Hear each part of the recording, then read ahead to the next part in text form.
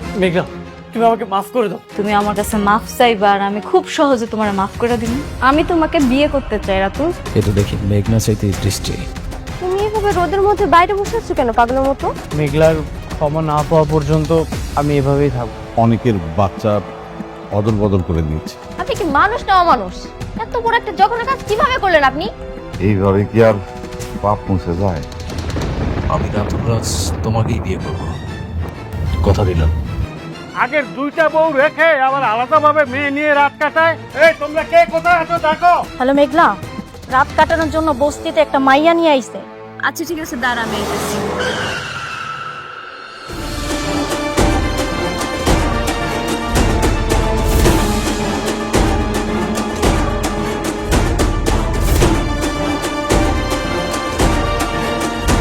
বাহ, এরা তো আমগো পুরান মানুষই। কি ব্যাপার অনেক শান্তাকে নিয়ে আসছো যে? বৃষ্টির কি হয়েছে? বৃষ্টিকে আর ভালো লাগতেছে না? না ভালো লাগবো কেমনে, স্বাভাবিক না, পুরান হয়ে গেছে না। মেঘলার মতো বৃষ্টি এখন পুরাতন, নতুন মানুষের খুব আদর যত্ন করতেছে দেখি। ভালো। কি কি বলছো এসব? শান্তা এখানে কেন আসছে আমি কিছুই জানি না, বিশ্বাস করো। আরেকটা কথা, আপনাকে সবাই রে কয়ে যেতেছি, অনেক এখানে যা খুশি তা করুক, আপনারা কেউ আমারে আর ফোন দিবেন না। অনেক যদি মইরাও যায় না, ওর লাশটা দেখার জন্য আমারে আর কেউ ফোন দিবেন না। আপনাকে মনে থাকে যাতে। আচ্ছা না, হাত ছাড়ো বলতেছি। খবরদার তুমি আমার আর স্পর্শ করবা না। তুমি আমার স্পর্শ করার অধিকার ওই দিনই হারাইছো যেদিন আমার সন্তানের তুমি অস্বীকার করছো। ওর যা খুশি হোক, তুমি মইরা গেলেও না আমার এখন আর কিচ্ছু আসে যায় না, বুঝছো তুমি?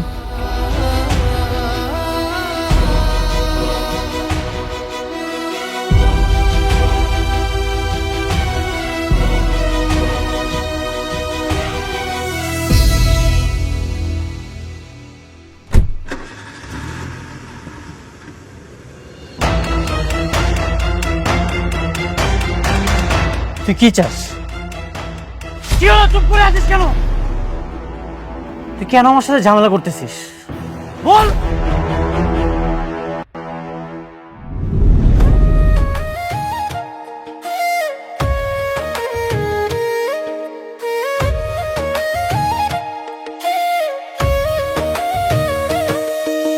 ভাগ্যগুনে পাইলাম তোমায়, ভাগ্যে তো আর রইলা না। দুঃখে আমার বুক ভেসে যায়, সুখের দেখা হইল না। তবু আমি তোমার আশায় কাঁদি দিবারাত সুখে থেকো, ভালো থেকো গরি ঘরে রাজপুত্রে।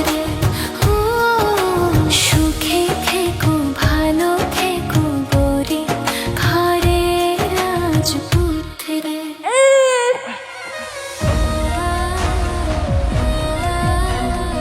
আপনারা আমার জীবনটা বাঁচাইছেন। আমার স্বামী যদি শুনতো এইবারও আমার মরা বাচ্চা হইছে, তাইলে আমার মাইরাই হালাইতো। আচ্ছা শোনো, এইটা যে তোমার বাচ্চা না, এইটা কিন্তু একদম কখনো ঘোনাট করে কাউরে বলবো না, ঠিক আছে? কি যে কন, আমি কেন যাই না শুই না আমার সংসারে আগুন লাগামু কন? আর আপনারাও কখনো এই সন্তানের দাবি নিয়ে আইসেন না। শোনেন, আজ থেকে এই সন্তানের যত খরচ লাগে সব আমি দেব। আপনি আমার ফোন নাম্বারটা রাখবেন, যে কোনো সমস্যায় আমাকে কল করবেন আপনি। আচ্ছা ঠিক আছে, তাহলে নাম্বারটা কন আপা। 0196243700। আচ্ছা হইছে। আম্মা, আমরা তাহলে এখন যাই, মানে কে কখন আইসা বলে তখন আবার ঝামেলা হবে। চলো। হ হ, আমার স্বামী আবার আসনের সময় হয়ে গেছে, আইসা যদি আপনাকে দেখে উল্টাপাল্টা অনেক প্রশ্ন করব। আচ্ছা ঠিক আছে, আমি যাচ্ছি। আপনি কিন্তু কোনো কিছু লাগলে আমাকে কল করবেন। আচ্ছা ঠিক আছে। ওরে বাবা, কান্দে না কান্দে না।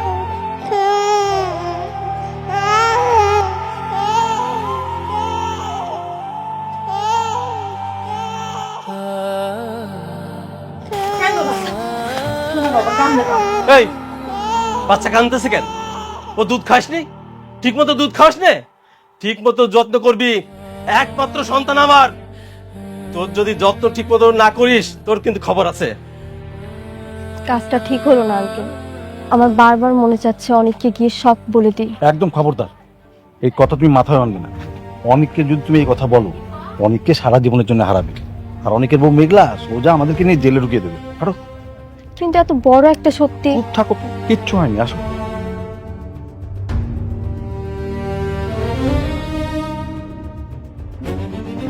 ওঠো, ওঠো, ওঠো।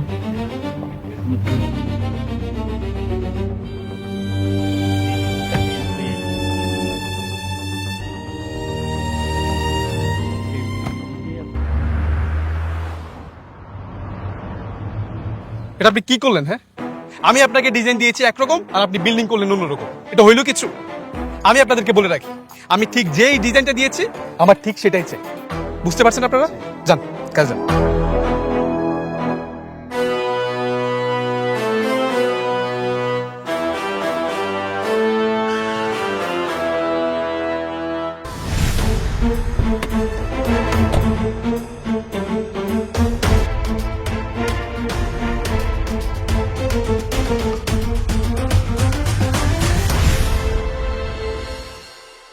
আরে কি ব্যাপার, আপনি এখানে?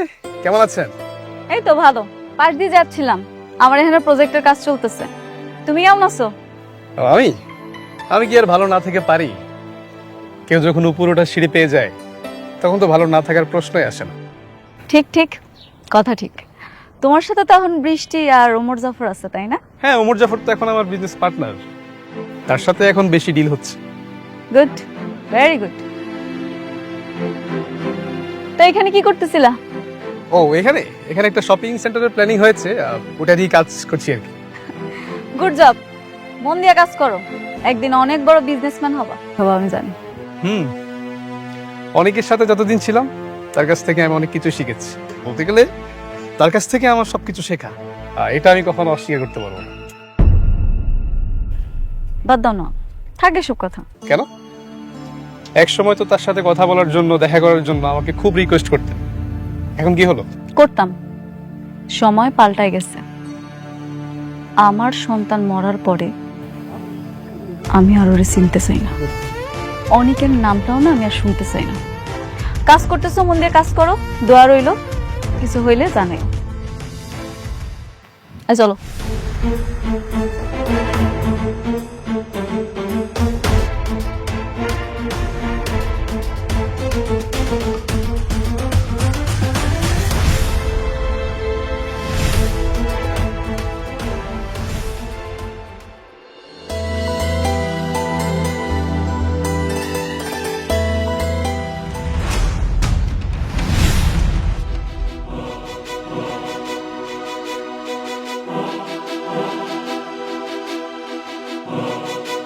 তুমি আমার অ্যাপয়েন্টমেন্ট ছাড়া আমার চেম্বারে বসে থাকার সাহস তোমার কে দিল? মেঘলা, তুমি আমাকে ভুল বুঝতেছো। সেদিন আমি শান্তাকে নিয়ে আসিনি, ঠিক তুমি চলে যাওয়ার পরে ও স্বীকার করেছে এই সব কিছু রাতুলের চক্রান্ত। তা আমি কি করব? আমার এগুলো শোনাতে আসছো কেন? তুমি কি ভাবছো আমি শালিমা চৌধুরী? তোমার মতো সস্তা বস্তি মার্কা লোকের কথা শোনার কোনো সময় আমার কাছে নাই। এই তুমি জানো না, তোমারে দেখলে আমার মৃত বাচ্চার কথা মনে পড়ে যায়। তারপর তুমি কেন আসো আমার কাছে? বারবার বলছি না তুমি আসবা না? কারণ আমি চাই না তুমি আমার থেকে দূরে থাকো। আমি তোমারে ভুল বুঝিনি। তোমারে দেখলে আমার খালি কোলটা উপহাস করে। তুমি আমার সন্তানের খুনি। তুমি কেন আসো বারবার আমার সামনে? আমি তোমাকে অনেক ভালোবাসি, সারা জীবন এইভাবেই ভালোবাসতে চাই। এই জন্য কিন্তু আমি সব কিছু ছেড়ে দিয়েছি। আমি এখন বস্তি দেখিয়ে আছি, সেখানেই পড়ে আছি। কোটি টাকার ব্যবসা, বিলাসবহুল জীবন, গাড়ি, সবকিছু কিন্তু ছেড়ে দিয়েছি শুধুমাত্র তোমার আশায়। আমি চাই তুমি আমাকে ক্ষমা করে দাও।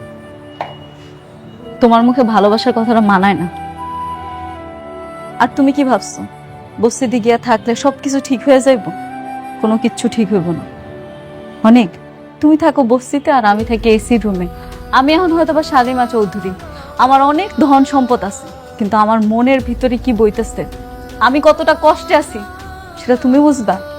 প্রতি রাতে আমি যে ঘুমাইতে পারি না সেটা তুমি কি করে বুঝবা কও? মেঘলা, আমি তোমার সেই পুরো ক্ষতটা সারিয়ে দিতে চাই। ঠিক আছে, তুমি দরকার হলে তোমার এই অফিসে আমাকে একটা চাকরি দিয়ে দাও, যে কোনো পোস্টে। এটার মাধ্যমে তো অন্তত আমি তোমাকে একটাবার দেখতে পারবো, সবসময় তোমাকে আমি সরি বলতে পারবো। তুমি আমাকে ক্ষমা করে দাও। তুমি এখন এইটাই চাও অফিসের সবাই আমার নিয়ে হাসাহাসি করুক, তাই না?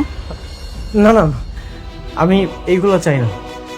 দরকার হলে আমি ভিখারি হয়ে যেতে পারবো, কিন্তু আমি বাইরের মানুষটা হতে চাই না। এসব অবাস্তব কথা বলতে আসবা না। তোমার মতো খুনি আর অকৃতজ্ঞরে আমি চাকরি দিতে পারবো না। এটা শালিমা গ্রুপ অফ কোম্পানি, তুমি মনে রাখো। মেঘলা, অন্তত একবার। আমি মেঘলা না, আমি শালিমা। আমার কাজ আছে, তুমি এখান থেকে যাও। যাও বলতেছি। কি হলো, কথা শুনতেছো না? যাও।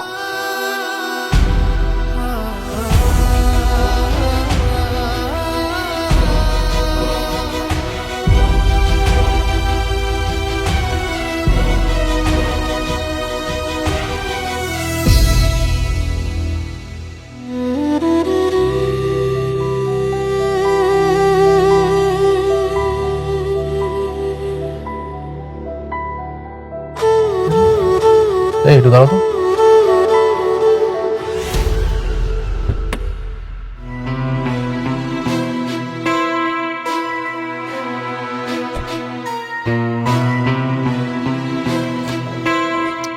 আরে বন্ধু, তুই এই তীব্র রোদের মধ্যে একা একা হেঁটে যাচ্ছিস, তো তো শরীর খারাপ করবে। ধর ছাতা নে। তোর ছাতার ছায়া আমার মাথার রোদটুকু আড়াল করতে পারবে, কিন্তু আমার বুকের ভেতরে যে জ্বলন্ত আগুন, সেটা নিভিয়ে দিতে পারবে না। দেখ, সহানুভূতি আর করুণার মধ্যে যে একটা সীমারেখা থাকে, তুই তো সেটা পার করে গিয়েছিস। তোর এই সব কলহদাতার সমাধান হয়তো আমি না হতে পারি। রাতুল প্লিজ, অন্ধকারে পথ হারানো এই বন্ধুর হাতটা তুই এখন ছেড়ে দে। তুই আমাকে একা থাকতে দে, অন্তত আমাকে আর বিরক্ত করিস না। তুই এসব কি বলতেছিস? আমি তোর বন্ধু, কোটিপতি হয়ে আমি গাড়িতে রাস্তায় রাস্তায় ঘুরতেছি, আর তুই আমার বন্ধু হয়ে রাস্তার ফকিরের মতো রাস্তায় রাস্তায় ঘুরতেছিস। এটা কেমন না? আমি কোনোভাবে মেনে নিতে পারতেছি না এটা। শুধু এটাই চাইতে।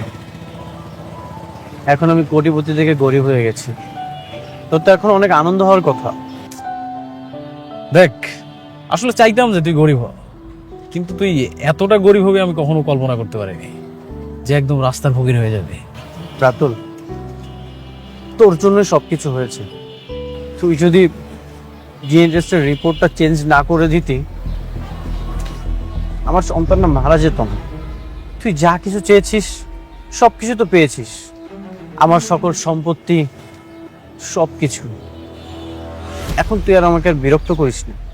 দেখ, তুইও তো একটা বিজনেসম্যান ছিলি, আমি তো একটা বিজনেসম্যান। তুই বিজনেসম্যানের কথাটা বুঝবি, আর একটু উপরে উঠতে গেলে না এই সামান্য এতটুকু কাজ করতেই পারে। আমার আসলে কোনো উপায় ছিল না। তোর মতো বন্ধু আমার শত্রুদেরও যেন না হয়। তুই একটা শয়তান। আরে বন্ধু, অন্তত ছাতাটা নিয়ে যা। আয় রে বন্ধু আমার, তুই যে একা একা হেরে যাচ্ছিস, এটা দেখে আমার হেভি শান্তি লাগতেছে। আর বাইরে তো আসলেই অনেক রোদ, তো পেনটা আমি বুঝি, আবার আমার শান্তি লাগাটাও বুঝি।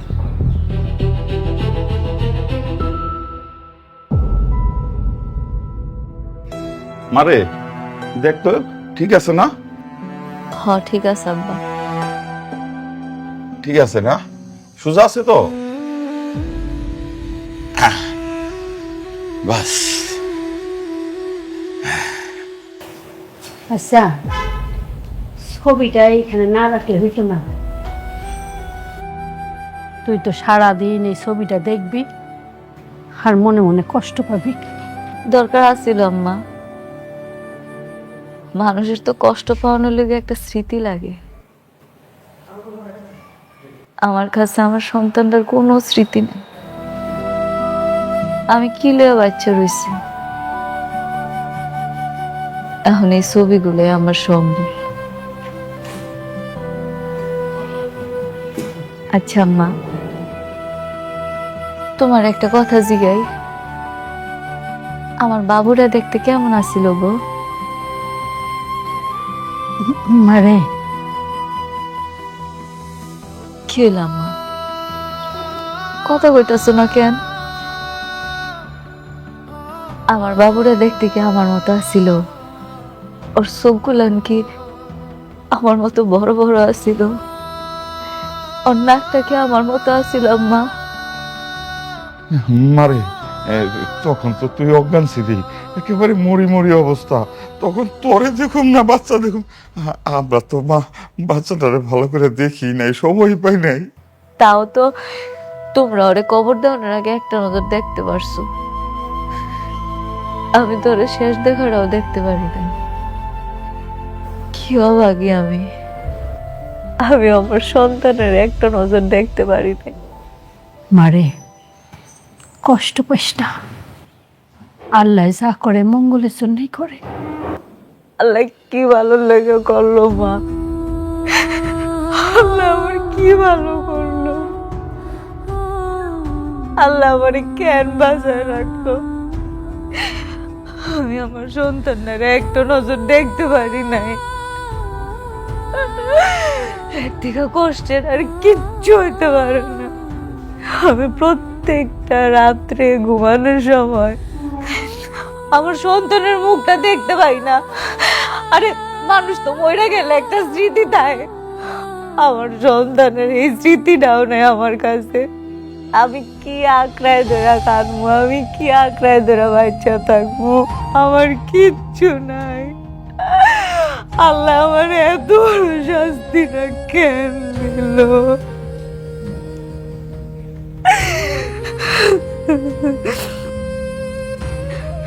শুধু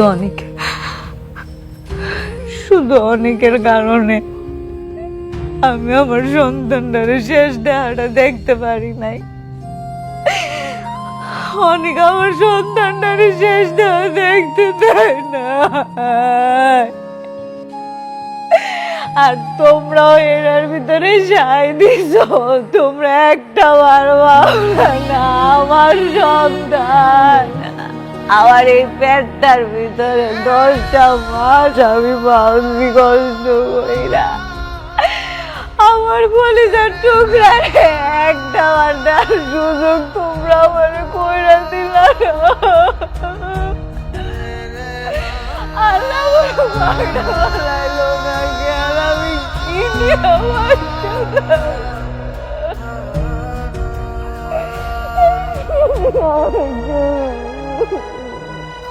কিছুই শেষ হয়নি বাবা, বাচ্চাটা এত সুন্দর, একদম অনেকের মতো চেহারা। মা এখন এসব বলে কি হবে বল? সন্তানকে তাদের বাবা মার কাছে তো আমরা ফিরিয়ে দিতে পারবো না। বাবা তুমি একবার ভেবে দেখো, আমার সন্তান হবে না, এটা শুনে আমার কত কষ্ট। আর যার সন্তান হয়েছে জীবিত আছে, তবুও তার সন্তানের কাছে যেতে পারছে না, তাহলে তার কত কষ্ট। কষ্ট আমারও লাগছে,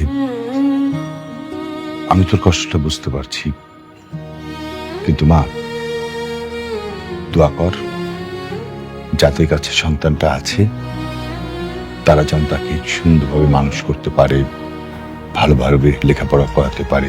দোয়া করিস আর সবসময় খেয়াল রাখিস। আমি অনেকের এত কষ্ট দেখেও কিছু বলতে পারছি না। আমার যে কি কষ্ট হচ্ছে বাবা, আমি তোমাকে বলে বোঝাতে পারবো না। আমি বুঝতে পারছি রে মা, দেখ চেষ্টা করে দেখ অনেককে এ বাড়িতে আনা যায় কিনা, তাহলে অন্তত অনেকের কষ্টটা কমবে। ঠিক আছে মা, মন খারাপ করিস না, আল্লাহ সব ঠিক করে দেবে।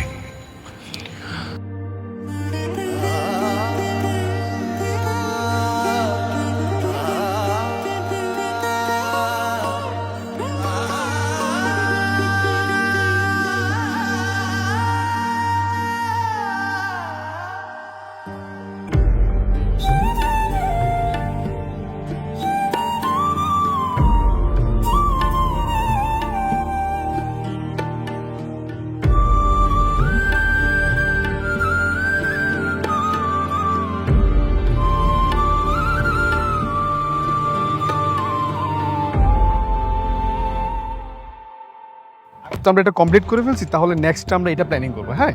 আর এই দিকটা যেটা আছে, তাহলে সেটা আমরা সামনের মান্থে দেখতে শুরু করবো। ওকে।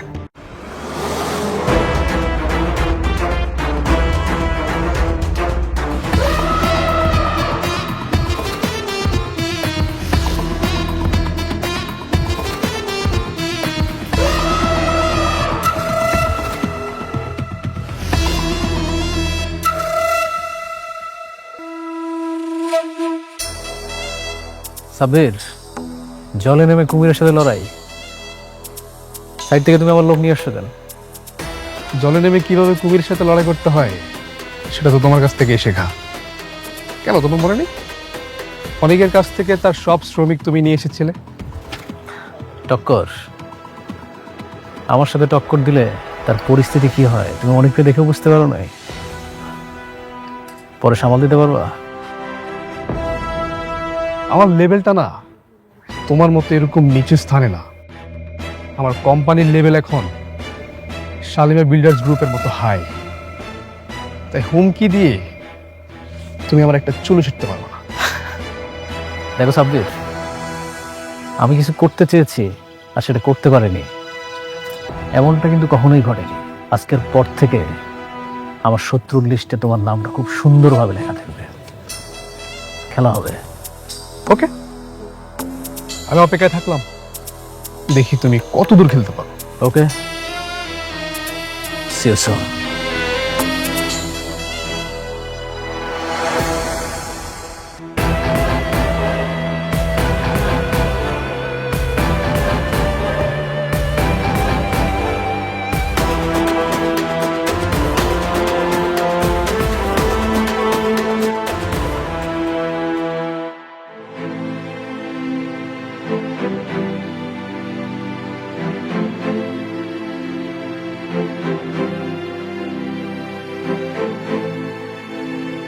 এর আগে চাকরির অভিজ্ঞতা আছে? জি ম্যাম। দেখুন, শালিমার গ্রুপের প্রধান শর্ত হচ্ছে নম্রতা এবং ভদ্র ব্যবহার। আপনাকে এটা মেনটেন করতে হবে। আমি আমার সর্বোচ্চ চেষ্টা করব স্যার। আশা করছি কোনো ধরনের অনিয়ম হবে না। Thank you. আপনার কাজ হইতেছে আমি যা কিছু করি সব কাজের আপডেট রাখা। বলতে পারেন আপনি আমার অ্যাসিস্ট্যান্ট। জি ম্যাম, বুঝতে পেরেছি। ম্যানেজার কেউ? জি ম্যাম। তাহলে আপনার চাকরিটা কনফার্ম করা হইলো, কালকে থেকে জয়েন করেন। Thank you so much. ঠিক আছে, আপনি এবার আসতে পারেন। Thank you. আসসালামু আলাইকুম।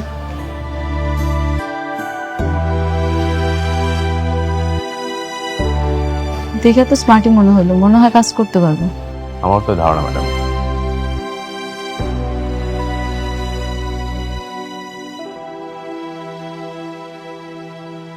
Hello baby. আমার চাকরি তো হয়ে গেছে। শালিমা আমাকে তার পার্সোনাল অ্যাসিস্ট্যান্ট হিসেবে চাকরি কনফার্ম করে দিয়েছে। ভেরি গুড, তাহলে তার কোনো বাধা নেই। শোনো, তোমাকে আমি ঠিক যেভাবে যেভাবে বলেছি তুমি ঠিক ওইভাবে করবে। Okay baby. Okay baby.